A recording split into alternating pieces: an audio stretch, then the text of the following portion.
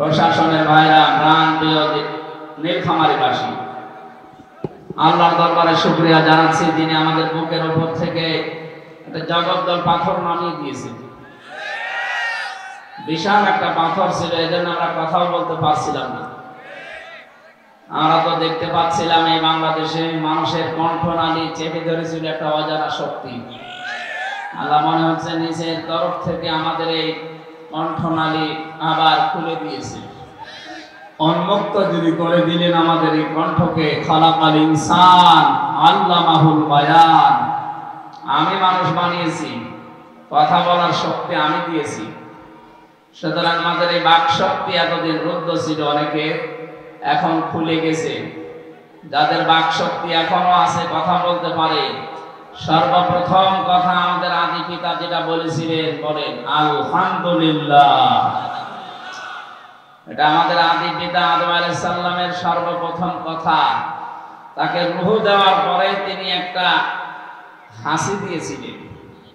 ফেরেশতারা তার এই বডি বানাতে গিয়ে যে সমস্ত জারগুলো ভেতরে ছিল, খড়কুটা যাই বলেন, একবার হাসি দেওয়ার সঙ্গে সঙ্গে সব নাক দিয়ে মুখ দিয়ে আল্লাহ বের করে দিয়েছিলেন।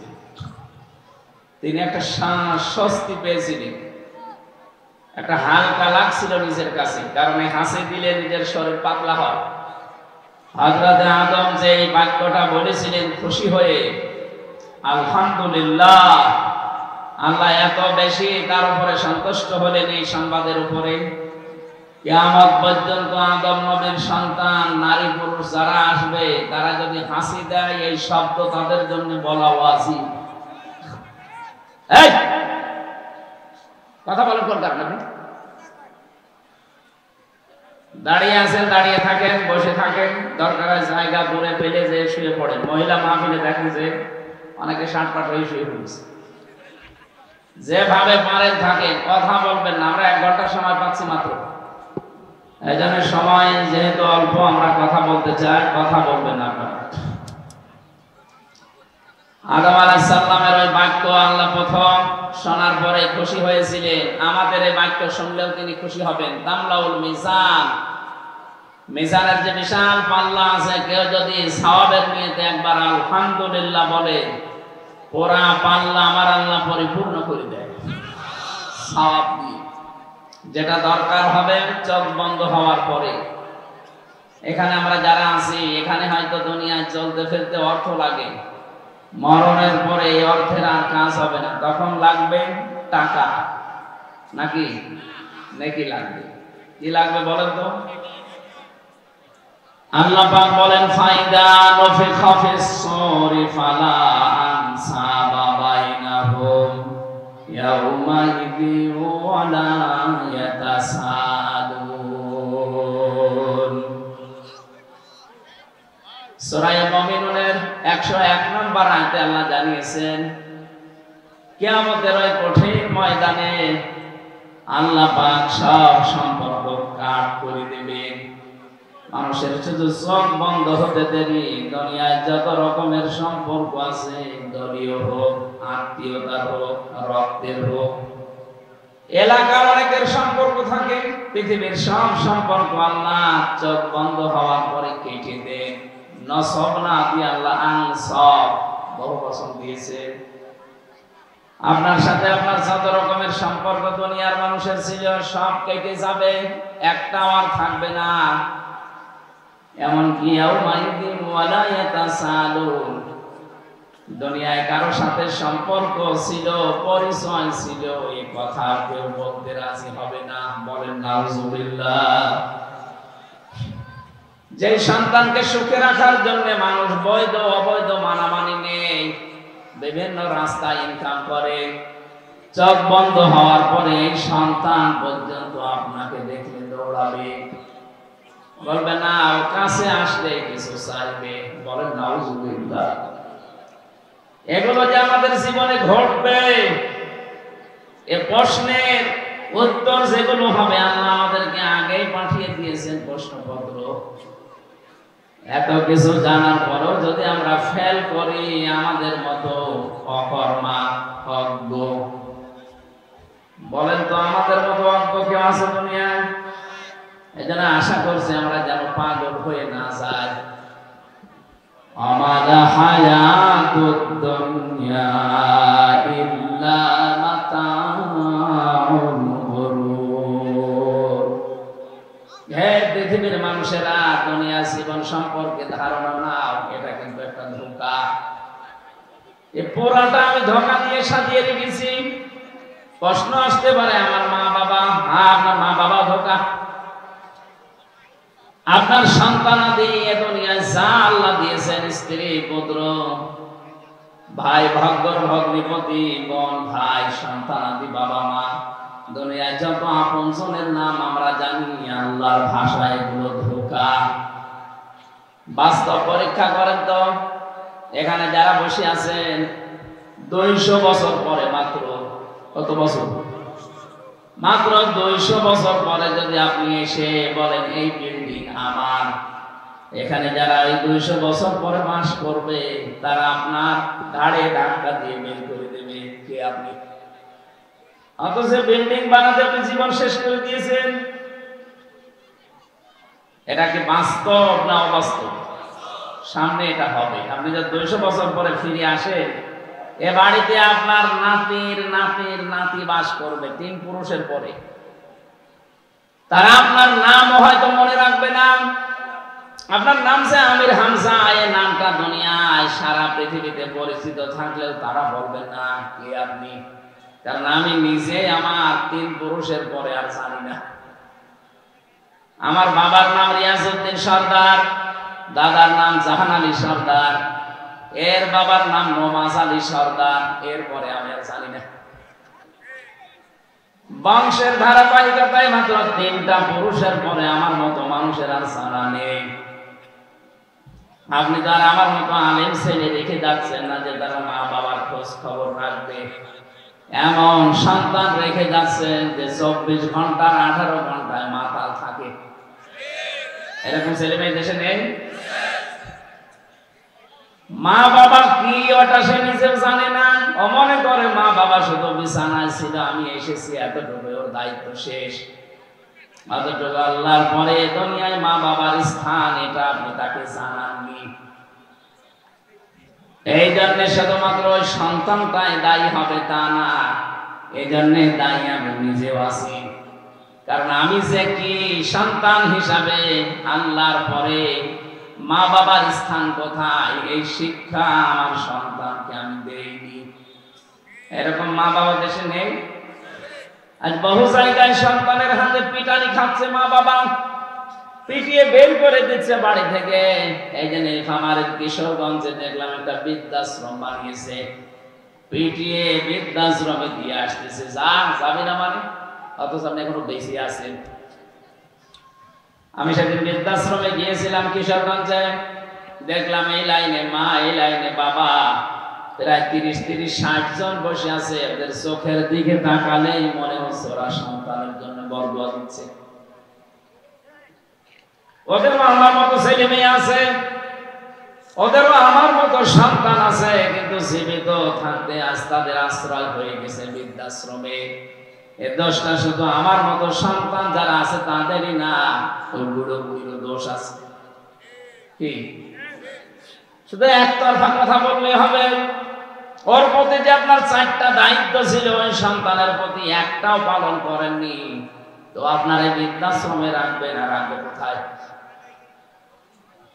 খলিফাতুল মুসলিমিন হযরত ওমর, তার জামানায় একজন মানুষ এসে বলে, খলিফা আমার ছেলে আমাকে ওই যে উট চড়ায়, ভেড়া বকরি চড়ায়, যে লাঠি দিয়ে, ওই লাঠি দিয়ে আমারে পিটিয়েছে। আচ্ছা পিটানো পিটিয়েছে, আপনি আমার বিচার করেন। হযরত ওমর বলেন, না আমি এটা বিশ্বাস করি না। কোন সন্তান বাবাকে গরুর মতো পিটাতে পারে? আমার বিশ্বাস হয় না। বাবা কেঁদে কেঁদে বলে, খলিফা আমি মিথ্যা বলছি না, সত্যি আমার সন্তান আমারে পিটিয়েছে। হযরত ওমর বলেন, ঠিক আছে ডাক দাও।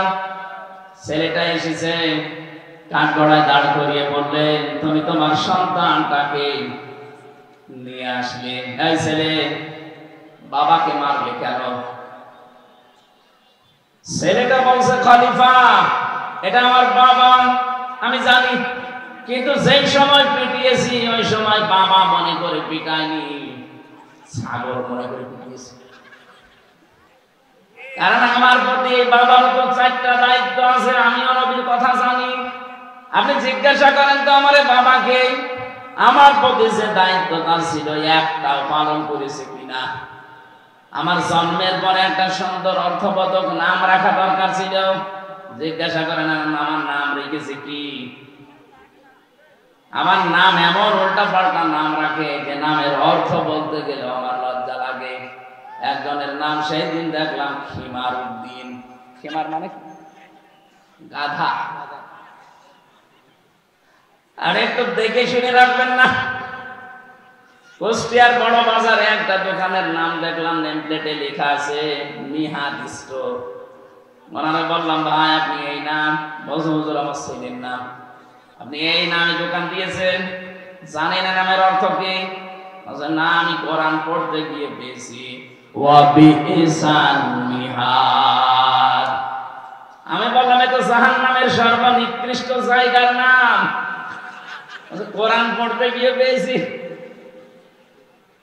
অর্থটা খেয়াল করা লাগবে আগে, কারণ মানুষের নামের প্রভাব তার জীবনের উপরে পড়ে। আপনি যদি দেখেন আসাদুজ্জামান, জামান আর বাঘ, সিংহ, ঠিক ওই রকম করে গড়ে উঠবে। কথা বুঝতেছে? নাম রেখে দিয়েছে কোকোমিয়া। কোকোমান মুরব্বী আছে, ওর দাদি দাঁত পড়ে গেছে, কথা তো বের হয় না, নাতি ছেলেকে ডাকতেছে ওই কোকো দিকে আয়। না আমি হাসির জন্য বলি নাই, বহু বাবা মা এখানে বসে আছে, ছেলে মেয়ের নাম অর্থবোধক রাখবেন।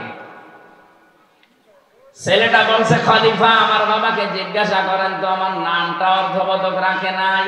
দ্বিতীয় নম্বর আমার বাবার দায়িত্ব ছিল আমাকে এলেম শিক্ষা দেওয়া, জ্ঞান দেওয়া। ছোটবেলা থেকে আমার এই মরুভূমিতে উট চড়াতে দিয়েছে, ছাগল বকরি আমি সারাদিন চড়াই। আমি যা আজকে ওকে মেরেছি বাবা মনে করি না, ছাগল মনে করি, কারণ আমার কর্মজীবন তো এটা। ছোটবেলা থেকে যদি আমি জানতাম যে ওনাদের দায়িত্ব ওনারা পালন করেছে, তাহলে আমি বুঝতাম আমার কাছে আমার মা বাবার মর্যাদা কোন জায়গায়। কোরআনে কারিমে আল্লাহ কিন্তু জানিয়ে দিয়েছেন রাব্বুকা আল্লা তা'বুদু ইল্লা ইয়াহু ওয়া বিল ওয়ালিদাইনি ইহসানা।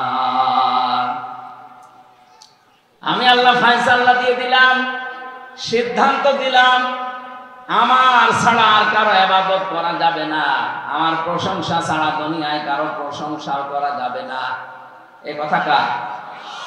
বলেন বলেন। এখানে কয়েকটা শিক্ষা বের করি আমি।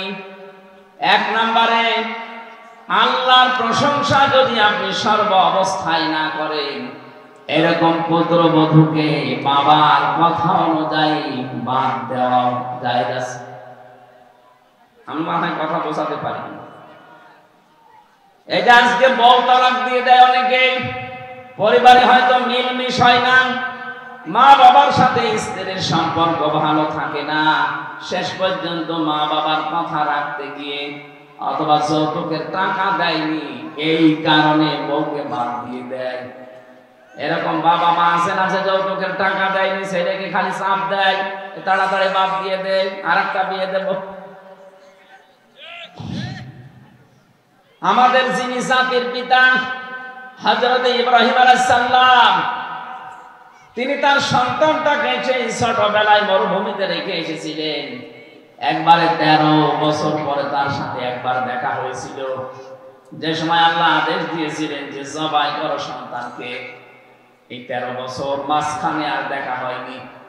এরপরে তিনি একবারে 32 বছর বয়স যখন হযরত ইব্রাহিম নবীর, তখন গিয়েছে সন্তানের বাড়িতে একবার, যে সালাম দিলেন ভেতর থেকে আওয়াজ এলো কে? বলে আমি একজন মুসাফির এসেছি, তোমরা আছো কেমন? তোমার স্বামী কোথায়? বাড়ি নেই। কখন আসবে জানি না।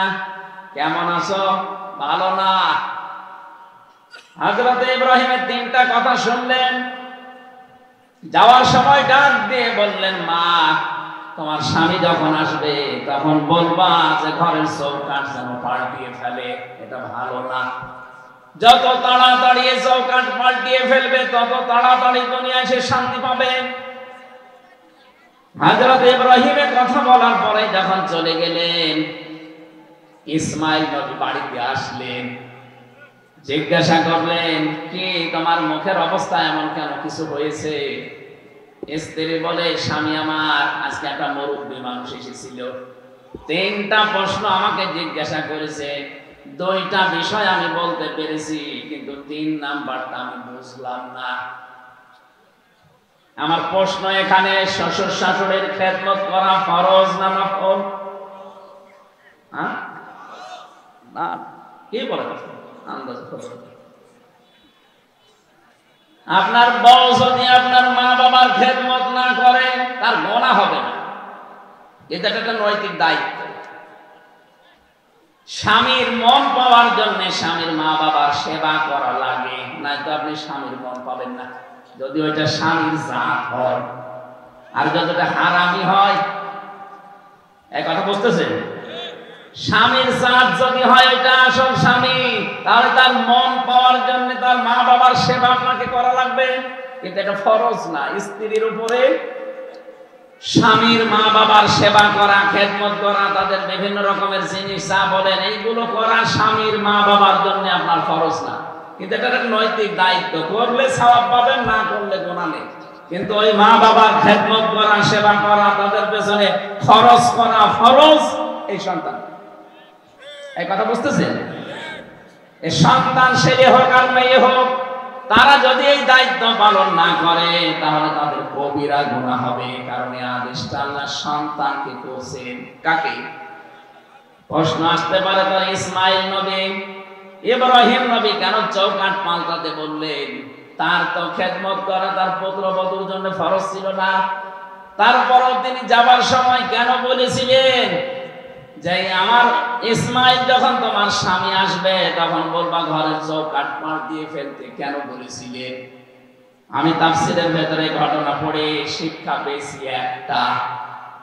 1 নম্বরে মুরব্বি কি বলেছে, স্বামী কোথায় গেছে? বাইরে গেছে। কখন আসবেন জানি না। কেমন আছো? ভালো নেই। 3টা প্রশ্নের উত্তরে বুঝলাম যাবার সময় বলছে ঘরের চৌকাঠ যেন তাড়াতাড়ি পাল্টিয়ে ফেলি, এইটা বুঝলাম না। হযরত ইসমাইল বিচক্ষণ মানুষ ছিলেন, তিনি ছিলেন গোলামিন হালিম, সহনশীল। কথা শোনার পরে তিনি বসা থেকে দাঁড়িয়ে গেছেন, কারণ এক নবীর খবর আরেক নবীর কাছে থাকে। যেহেতু ইব্রাহিম নবী, ইসমাইল নবী, ডাক দিয়ে বললেন, স্ত্রী যে এসেছিল এবার আমি বুঝতে পেরেছি ওটা আমার বাবা, এ জামানার নবী হযরত ইব্রাহিম আলাইহিস সালাম। বাড়ির চৌকাঠ পাল্টাতে বলেছে কেন? আমি বুঝতে পেরেছি। তুমি কেন বলতে গেলে 3 নাম্বারে যে আমরা ভালো নেই, বলতে পারলে না আলহামদুলিল্লাহ যাই আছি ভালো আছি। আমার বাবা তো এমন বাবা যে বাবা আল্লাহর সন্তুষ্টির জন্য আমাকে পর্যন্ত সবাই দিতে গিয়েছিল। আমার বাবা তো এমন বাবা যে বাবা আল্লাহর সন্তুষ্টির জন্য আগুনে ঝাঁপ দিয়েছিল। আর তুমি সে আল্লাহর সন্তুষ্টির জন্য আলহামদুলিল্লাহ বলতে পারলে না। তুমি আমার বাবার খেদমত করনি, এই কারণে তোমাকে পাল্টাতে বলেছে, তা না। ঘরের চৌকাঠ মানে তোমাকে পরিবর্তন করা লাগবে। তার মানে এখান থেকে মাসলা বের হয় যে স্ত্রী ফরজ নামাজগুলো আদায় করে না, ফরজ রোজা পড়ে না, আদায় করে না, ফরজ পর্দা যেটা এটা আদায় করে না, স্বামীর যে জায়েজ কথাগুলো মেনে নেওয়া দরকার এটা মানে না, এরকম বউকে বাবার কথা মতো তালাক দেওয়া জায়েজ আছে। কারণ এগুলো সব আইনকার। ফরজ নামাজে আইনকার, ফরজ রোজা আইনকার, ফরজ পর্দায় থাকা লাগবে আইনকার। বলেন, স্বামীর জায়েজ কথা মানা লাগবে আইনকার। যেহেতু এর ভেতরে আল্লাহর আইন মানে আল্লাহর প্রশংসা, আপনি আল্লাহর প্রশংসা করতে পারেননি, এই জন্য আপনাকে বাদ দেওয়ার জন্য আমার বাবা ইঙ্গিত দিয়ে গেছে। এখান থেকে কিন্তু কয়েকটা বিষয় পরিষ্কার। মায়ের কথা মতো বউ তালাক দেওয়া যাবে না, সে যত খারাপ হোক। কিন্তু বাবার কথা মতো তালাক দেওয়া জায়েজ আছে যদি আল্লাহর প্রশংসার বাইরে আপনি বউকে পান। কারণ শাশুড়ি আর বৌমা এদের সম্পর্ক কিয়ামতের আগে মা আর মেয়ের মতো হবে না, এটা আল্লাহ পাক ভালো করে জানে। এক কথা বলছেন। বহু মহিলা এই প্যান্ডেলে বসে আছে, 5 ওয়াক্ত না 6 ওয়াক্ত নামাজ পড়ে তাহাজ্জুদ মিলে, রমজানের রোজা সারা মাস রোজা রাখতেছে, দান সাদকাও গোপনে করে, ব্যবহার আচার কথাবার্তাও ভালো, কিন্তু দেখবেন শাশুড়ির সাথে 100 মেয়ের মতো মিল নেই। কিছু হলে আর মন পাওয়া যায় না। অথচ নিজের মা বাবার জন্য করতে দেন, সারাদিন খাটবে, নিজের আপন মা বাবার জন্য ক্লান্তি নেই। যদি শাশুড়ির জন্য একটু কিছু করতে বলেন তখন আপনি আর মনের দিকে তাকাতে পারবেন না। এরকম মানুষ মহিলা দেশে নেই। সম্মানিত মা বোনেরা জানে মাসলা হচ্ছে শাশুড়ির কথা মতো বউ তালাক দেওয়া যাবে না, কিন্তু শ্বশুর যদি বলে শরীয়তের কোন বিধান আমি এগুলো পাচ্ছি না, তাহলে আপনি ওই স্ত্রী পাল্টাতে পারবেন। হে খলিফা, আমাকে জ্ঞান দেওয়ার দরকার ছিল তো দেয় নাই। 3 নম্বর আমাকে একটা সৎ পাত্রী দেখে পাত্রস্থ করবে। জিজ্ঞাসা করেন তো আমার বাবাকে, পাত্রী দেখে আমারে পাত্রস্থ করেছে, কিন্তু যৌতুকের টাকা নিয়ে আমারে বিক্রি করে দিয়েছে আমার শ্বশুরের কাছে। সারাটা জীবন আমার স্ত্রীর কাছে আমারে খোটা শুনতে হয়, ছোট ছোট কথা আমারে বলে, এটা আমার সহ্যের বাইরে।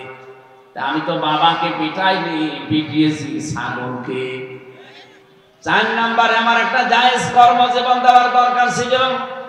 ছেলে মেয়েকে যোগ্যতা সম্পন্ন করে আপনি জায়েজ কর্মজীবনে তৈরি করে দিয়ে যাবেন, এতটুকু আপনার দায়িত্ব। কিন্তু যে জায়গায় ওঠার মতো ক্ষমতা রাখে না, আপনি ঘুষ ঘাস দিয়েও সেখানে আপনি বসিয়ে দেবেন, এটা আপনার জন্য জায়েজ নেই।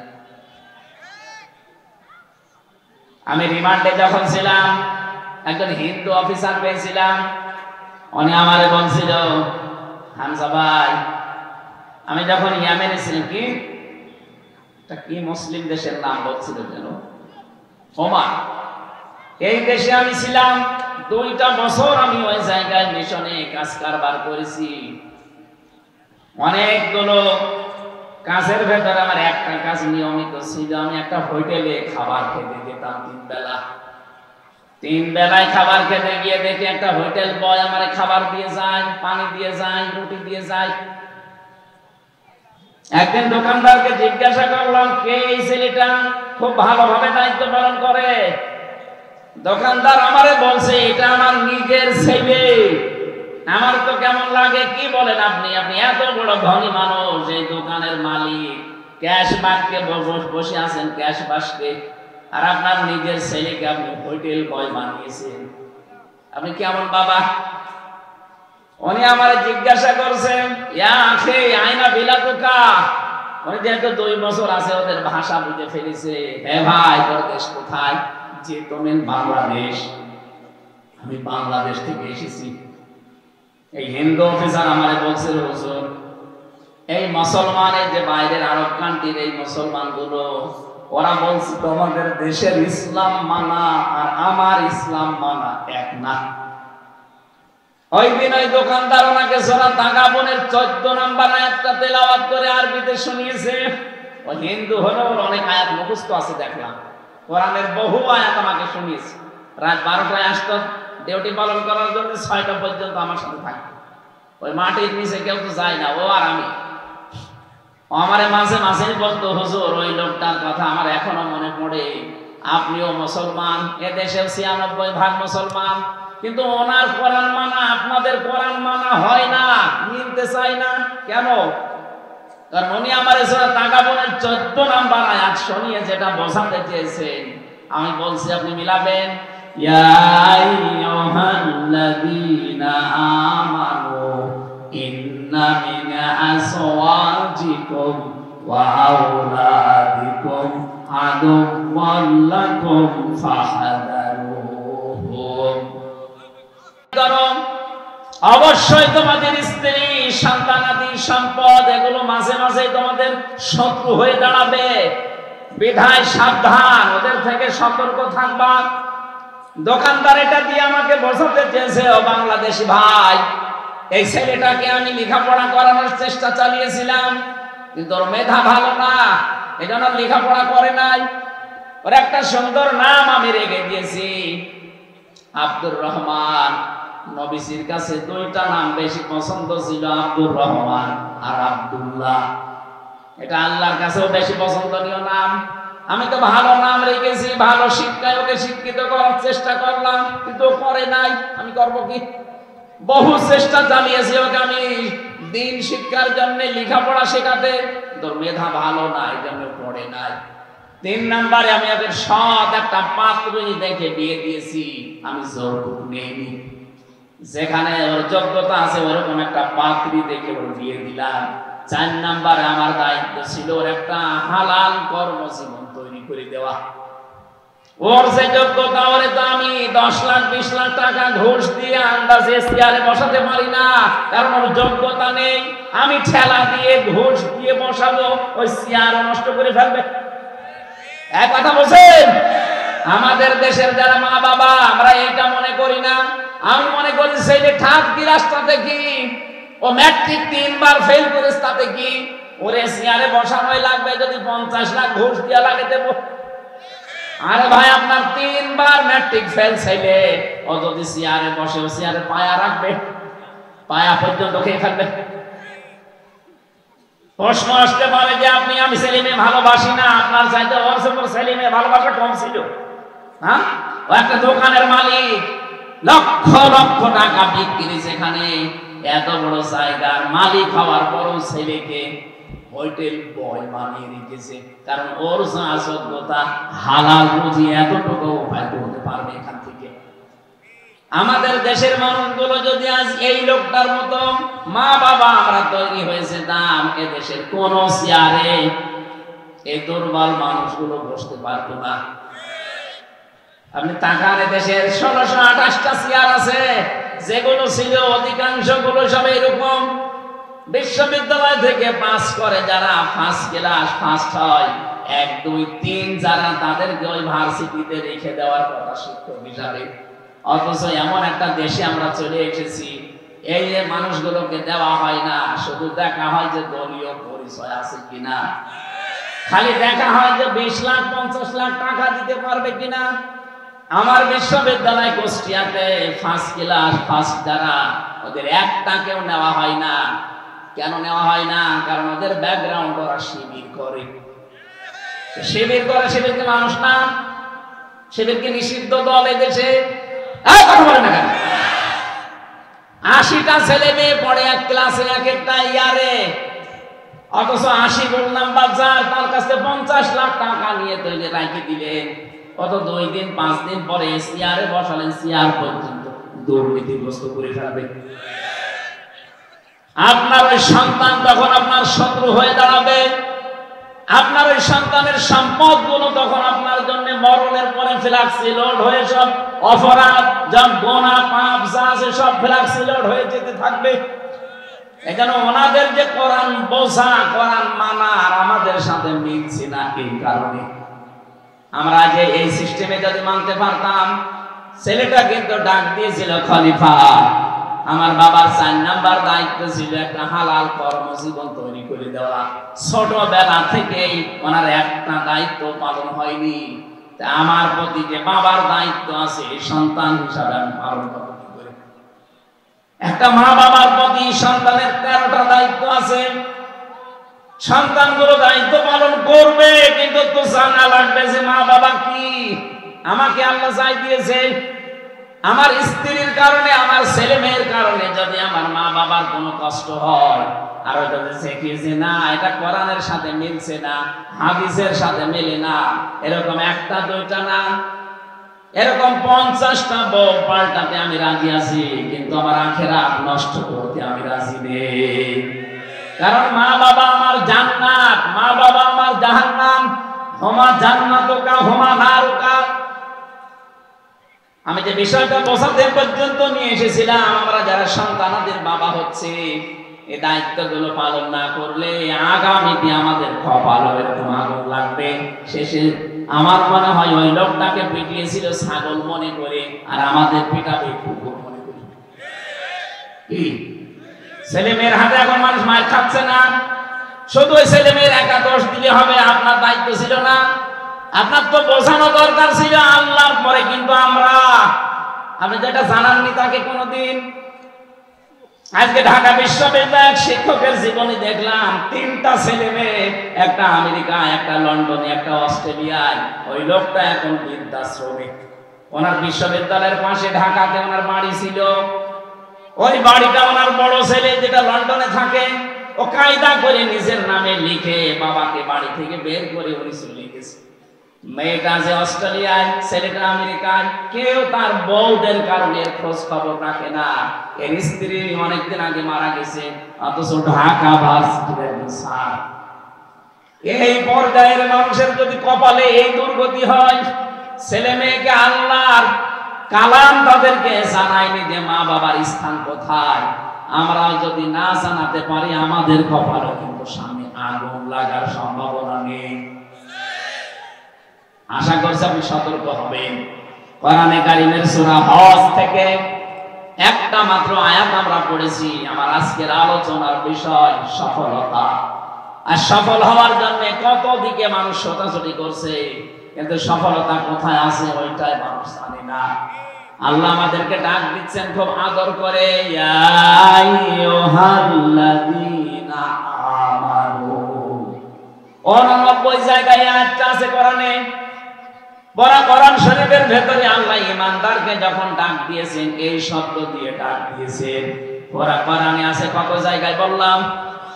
89 জায়গায় আছে। আল্লাহ এখানে ডাক দেওয়ার সময় তার কুদরতের হাত এভাবে উঁচা করে ডাকেন। তাফসিরে মনিরের ভেতরে আছে, সাধারণ মানুষকে আল্লাহ যখন ডাক দেন তখন বলেন ইয়া আইয়ুহান নাস, হে মানব মণ্ডলী, বা ইয়া আইয়ুহাল ইনসান, হে মানুষ সকল। কিন্তু যখন শুধু ঈমানদারকে ডাকেন তখন তার এভাবে হাত যেটা আছে, কুদরতের হাত, কেমন আমরা জানি না, কিন্তু আছে। আল্লাহর কুদরতের হাত উঁচা করে আমাদেরকে খুব আদরে ডাকতে থাকেন, ইয়া আইয়ুহাল্লাযীনা আমানু। আমাকে যারা বিশ্বাস করো তাদেরকে আমি কিছু কথা বলছি, শোনো। আল্লাহ পাক প্রথম বলেছেন আমাকে রুকু করো। রুকু মানে আমরা অনেকেই মনে করি নামাজে যে মাথা ঝোঁকানো রুকু করলাম, এইটাই শুধু রুকু না। আপনি যখন ইমানদার দাবি করবেন যে আমি একজন মুসলিম, আমি ঈমান এনেছি আল্লাহর প্রতি, রুকু শব্দের শাব্দিক অর্থ ঝুঁকে পড়া। আল্লাহর বিধান যখন যেটা সেখানে আসবে, দুনিয়ায় একদিকে হয়ে গেলেও আপনি আল্লাহর বিধানের সামনে ঝুঁকে পড়বেন। এই রুকু বাংলাদেশে আছে না? নেই। হ্যাঁ, আমাদের জীবনে কিছু রুকু আছে। 5 ওয়াক্ত নামাজে যে রুকু দেয়, এই কথা বলে না কেন? তাহাজ্জুদ নামাজ পড়তে গেলে রুকু দেয়, নফল নামাজ, সুন্নাত নামাজ, ওয়াজিব নামাজে রুকু দেয়। কিন্তু এই রুকুর জন্য আল্লাহ আদেশ দেননি। জীবনের প্রতিটি ক্ষেত্রে মুসলমানের রুকু আছে না নেই? আপনি স্ত্রীকে যে পর্দায় রাখেন, এটাও রুকু। আপনি কি জানেন না যে নিজের স্ত্রীকে শুধু মুখমণ্ডল, হাতের কবজি, পায়ের পাতা বাদ দিয়ে পুরা শরীরের ঢেকে রাখা লাগবে? এটা ফরজ। এটা জানেন না? এটা জানার পরেও যারা এটা মানেন না, আপনি রুকু হয়নি আপনার। শুধু আপনার ওই নামাজের রুকু নেওয়ার জন্য আল্লাহ বসে নেই। আল্লাহ কি কাঙাল হয়ে গেছে নাকি যে রুকু না করলে ওনার এই বড়ত্ব আর থাকবে না? এরকম নাকি? সুতরাং আমরা চাই জীবনের প্রতিটি ক্ষেত্রে আল্লাহর বিধান যেখানে যেটা পাবে। হ্যাঁ, আমার প্রয়োজন থাকতে পারে, কিন্তু আল্লাহর বিধান থেমে গেলাম। আমার এখন ঘোষ খাওয়া দরকার। এমন এমন জায়গা আছে ঘোষ নিয়ে আমাকে দিতে চাই, কিন্তু আমি আল্লাহর বিধান মেনে চলতে চাই। আল্লাহর রুকু আমার সামনে আছে, প্রয়োজন থাকার পরেও আমি এটা করব না, কারণ আমি রুকুতে আছি। কিসে আছি? ঝিনাইদহ এক টিওনোর বাড়িতে একটা নাস্তার দাওয়াত খেতে গিয়েছিলাম। নাস্তা কমপ্লিট করার পরে যে নাস্তা দিয়েছে, আমার মনে হয় ফকির ওর চাইতে ভালো নাস্তা দেয়। যে নাস্তা চাই দিল, এবার বলছে চা খাবেন, জিজ্ঞাসা করছে। এখন যদি বলে না দরকার নেই, আবার মন খারাপ করতে পারে। বললাম ঠিক আছে স্যার দিয়ে আসেন। চা দিয়েছে, যে ফ্রিজে চা দিয়েছে ও সাতার ফ্রিজ ভাঙা। আমি তো হেসে ফেলেছি।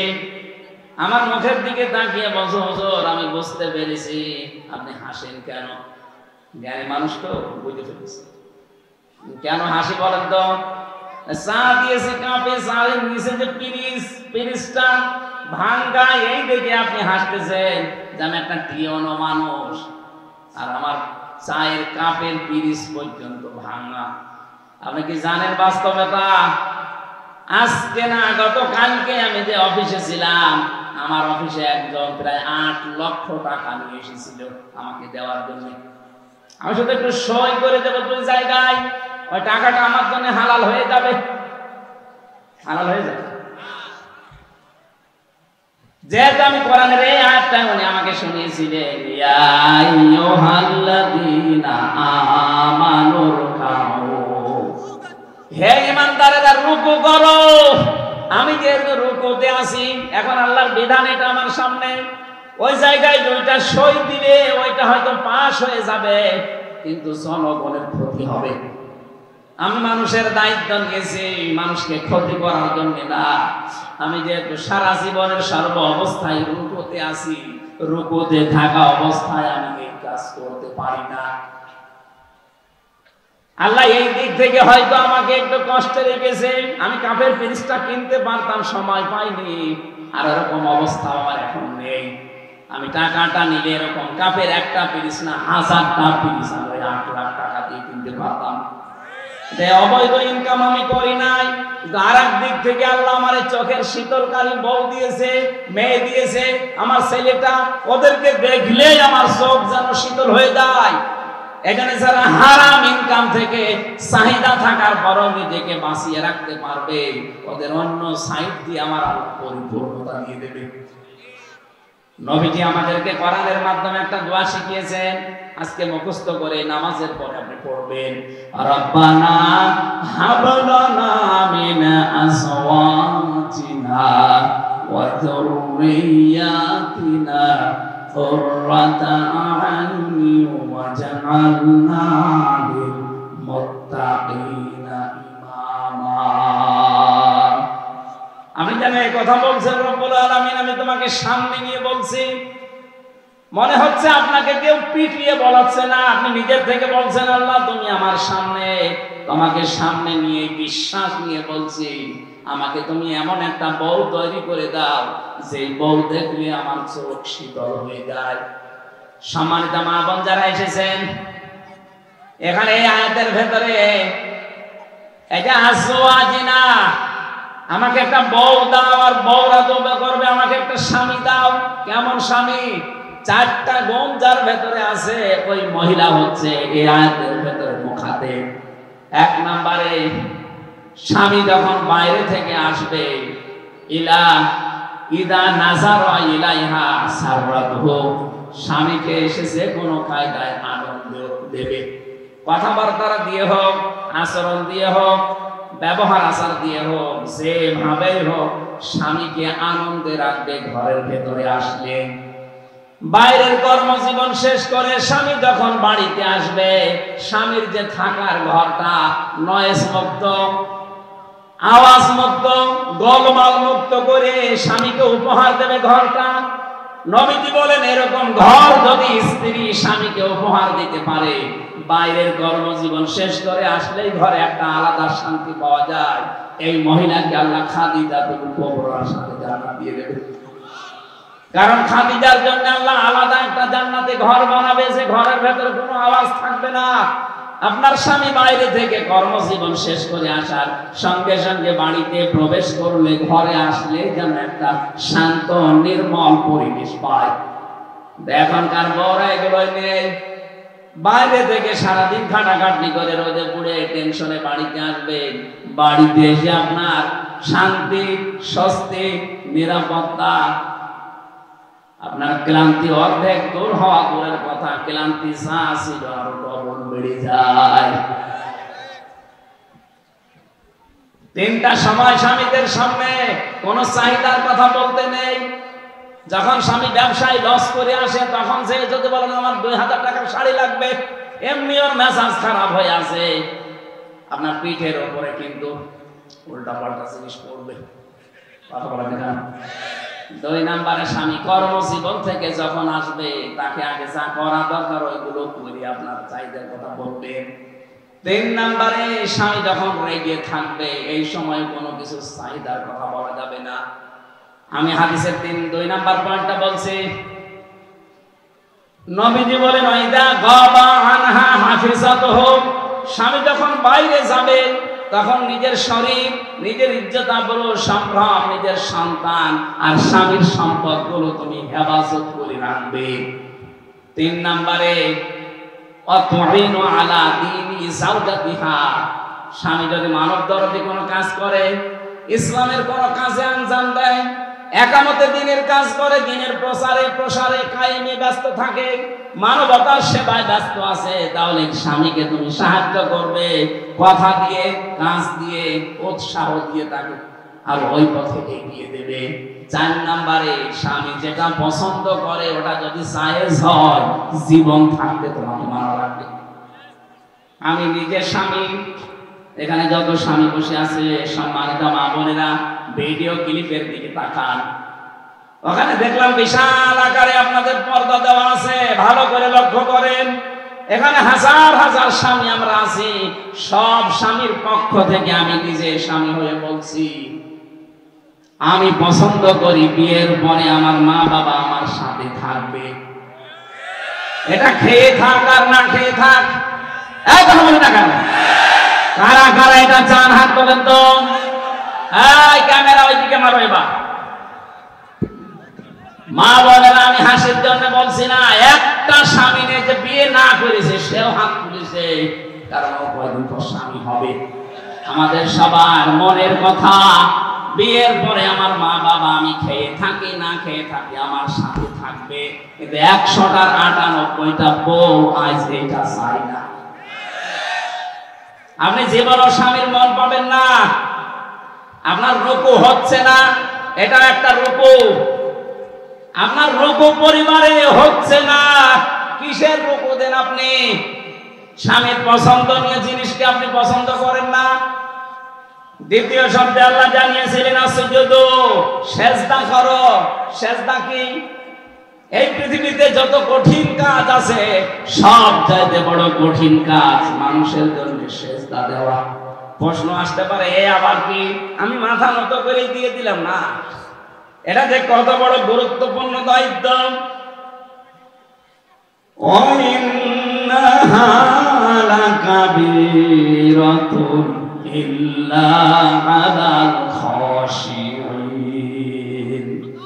আল্লাহ পাক বলেন পৃথিবীতে সেজদা বড় ভারী জিনিস, কিন্তু তাদের জন্য এটা কষ্টকর মনে হয় না, মোটেও ভার মনে হয় না যারা আমি আল্লাহকে ভয় করে চলে।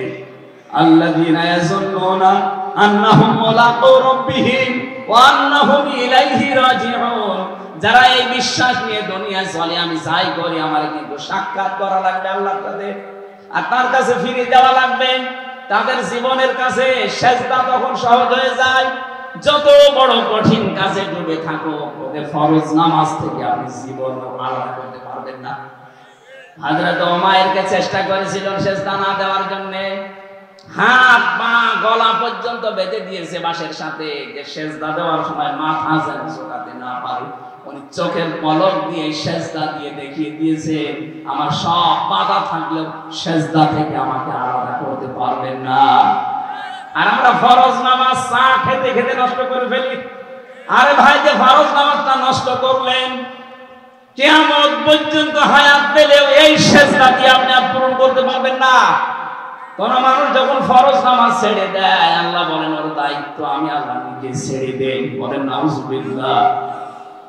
আহ্বান জানাচ্ছি আজকের মাহফিলে যারা এসেছেন, হাতে ধরতে বলেন ধরছি, পায়ে ধরতে বলেন ধরছি, কিন্তু এই জীবনে কোনোদিন ফরজ নামাজ বাদ দেবেন না, তাহলে আপনি আল্লাহর আয়াতের বাইরে চলে যাবেন। আল্লাহ আপনার দায়িত্ব ছেড়ে দেবে।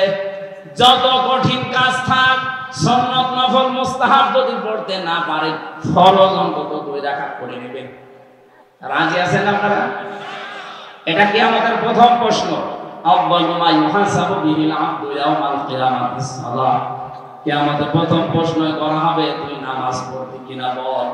তুই কি আসলে আমাকে সেজদা দিয়েছিস? আল্লাহ রাব্বুল আলামিন বলেন, মানুষ আমার কাছে আসতে চায়, বিভিন্ন দরবারে দেখি ছোটেন, বিভিন্ন পীরের কাছে যায় না। আপনি আল্লাহর কাছে কাছে যদি যেতে চান, অসজুদ ওয়াক্তারিব, সেজদা দেবেন। সেজদা যদি আপনি মন থেকে দিতে পারেন, দেখবেন আল্লাহর নিকটে চলে গেছেন। আজকে থেকে একটা কাজ আরম্ভ করেন, সময় পেলে, দিনে হোক রাতে হোক, সময় পেলে সেজদা একটু লম্বা করে দেবেন। আমি জেলখানার ভেতর থেকে আমলটা পেয়েছিলাম। বহু মানুষ দেখতাম রাত 1:30, 2টা, 3টায় উঠতো, একেবারে ফজরের আযান পর্যন্ত এক সেজদায় কাটিয়ে দিয়েছে। কিছু না পেলে 1-1.5 ঘন্টাও সেজদায় পড়ে আছে বলেন, অবশ্যই কিছু পাওয়া যেত। স্বামী স্ত্রীর ব্যবহারে শান্তি আছে, মজা লাগে, সব চাইতে মজা পাবেন আপনি যদি সত্যি আল্লাহর কুদরতি পায়ে বিশাল লম্বা একটা সেজদা দিতে পারেন। রুকু আমার জীবনে দরকার, সেজদা দরকার। আল্লাহ পাক বলেন, ওয়ারকাউ ওয়াসজুদু ওয়া'বুদু রাব্বাকুম। এই যে 3 নাম্বার শব্দ যেটা, এই ওয়া'বুদু আইন দাল বা আবদ, আইন বা দাল আব্দুন, এই শব্দটা এত ব্যাপক অর্থবোধক। কোরআনে কারিমে আমি শুধু ইবাদত, এই ওয়া'বুদু রাব্বাকুম, তোমাদের রবের ইবাদত করো, এই শব্দের ব্যাখ্যা পেয়েছি প্রায় 28টা। কেউ যদি ইবাদত করতে চায়, তার জীবনে এগুলো সব থাকা লাগবে। আজকে ফজর আসরের আযান হয়ে যাবে সামনে, এই জন্য আমি শেষ করে ফেলছি। ওয়াফালুল খায়রাত, দুনিয়ায় যে কয়দিন হায়াতে বেঁচে আছো, ভালো ভালো কাজের আঞ্জাম দিও। এখানে 4টা কথা আমরা আজকে জানলাম। রুকু করা লাগবে আল্লাহকে, সেজদা করা লাগবে পীরকে। কাকে? সেজদা আল্লাহ বাদে স্বামীকেও দেওয়া জায়েজ নেই। এই পৃথিবীতে আল্লাহর পরে যার স্থান মেয়েদের উপরে স্বামী, সেই স্বামীকে যদি কেউ সেজদা দেওয়া জায়েজ না হয়, কোন কারণে মাজারে যে বাবার পায়ে সেজদায় পড়ে আছে বলেন? আপনি সফল হতে পারবেন না জীবনে। এজন্য আপনার রুকু হবে আল্লাহর জন্য, সেজদা হবে আল্লাহর জন্য, ইবাদত 28 প্রকার যেটা আছে ওইটা আল্লাহর জন্য। আমি ইবাদতের এই প্রকারগুলো আজকে বলবো রাতের বেলা। এই নীলফামারী কোথায় যেন মাহফিল আছে, ওখানে বলবো ইনশাআল্লাহ। 4 নম্বরে ওয়াফালুল খায়রাত, ভালো ভালো কাজের আঞ্জাম দেওয়া। আজকে যে কাজটা কোরআন প্রচার, এটা ভালো কাজ। এরকম ভালো ভালো কাজ যেখানে মানবতা, এই ভালো কাজের আঞ্জাম দেওয়া লাগবে। লাআল্লাকুম তুফলিহুন, আশা করা যায় তোমরা সফল হবে। আল্লাহ আমাদের তৌফিক দিন আয়াতটা মেনে নেওয়া। চ্যানেলটি সাবস্ক্রাইব করুন, বেল আইকনটি বেজে দিয়ে সাথেই থাকুন।